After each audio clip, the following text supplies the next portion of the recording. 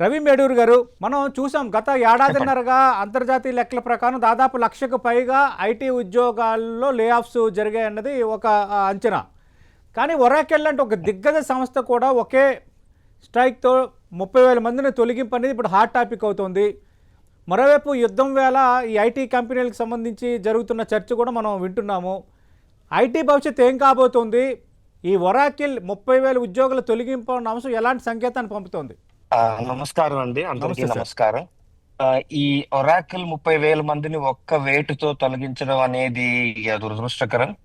ఇది ఆ, ఇంకొక విషయం ఏంటంటే ఇది ఊహించినదే. ఈ ఒరాకిల్ ఒక్కటే కాదు, ఎన్నో కంపెనీలు ఏఐ దృష్ట్యా, తర్వాత మిగతా పరిణామాల దృష్ట్యా, కోవిడ్ లో జరిగిన ఎక్కువ ఎక్సెస్ హైరింగ్ దృష్ట్యా అన్ని కూడా వాటికి వాటి అవసరాలకి ఎంతమంది ఉద్యోగస్తులు సరిపోతారని పునర్సమీక్షిస్తున్నాయి, ఆలోచిస్తున్నాయి, దానికి తగిన నిర్ణయాలు తీసుకుంటున్నాయి.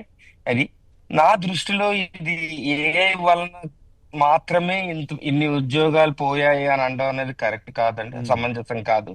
ఇది ముఖ్యంగా ప్రతి కంపెనీ వాటి బిజినెస్ పరిస్థితుల దృష్ట్యా, ముఖ్యంగా ఒరాకిల్ చూసుకుంటే వాళ్ళు ఉన్న major business SaaS, software as a service, cloud ద్వారా ఇస్తున్నది.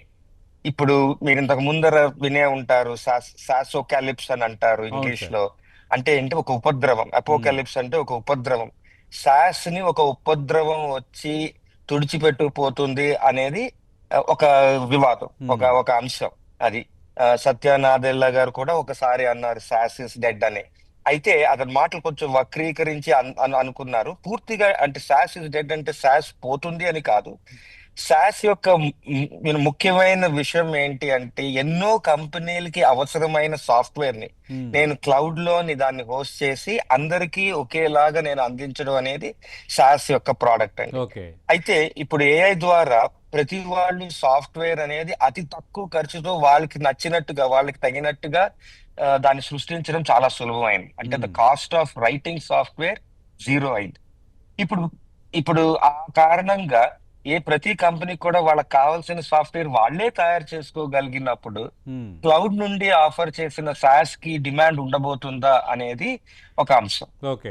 దాని కారణంగా SaaS కంపెనీస్ అన్ని కూడా ఆ, వాళ్ళ యొక్క బిజినెస్ ప్రొజెక్షన్స్, వాళ్ళ యొక్క బిజినెస్ ప్లాన్ పునఃసమీక్షించుకుంటున్నాయి.